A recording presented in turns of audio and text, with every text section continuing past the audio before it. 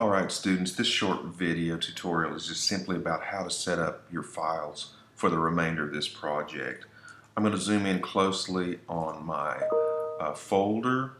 Create yourself a folder. Just say new folder, right click on the background, say new folder, and then title it. Okay, I've already created mine, so I'm going to delete that.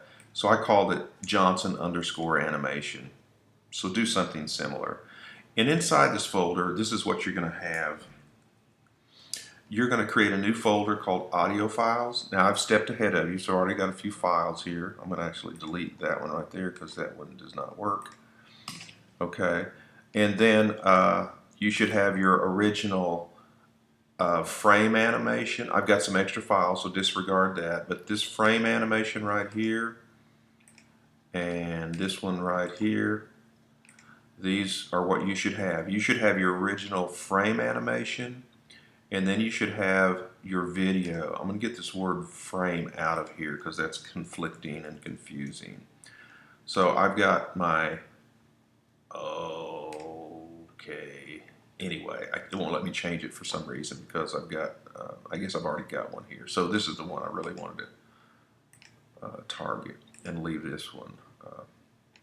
Actually just untag it. Okay, so you should have a folder called audio files, and remember, this is really, really important.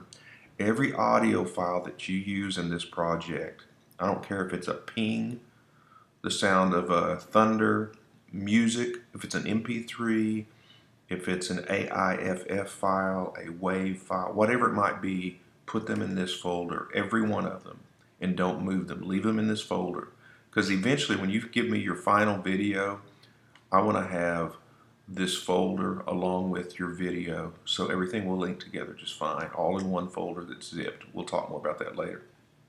Okay, so at that point, just set up your files this way, and then continuously from here on out, just work from that folder.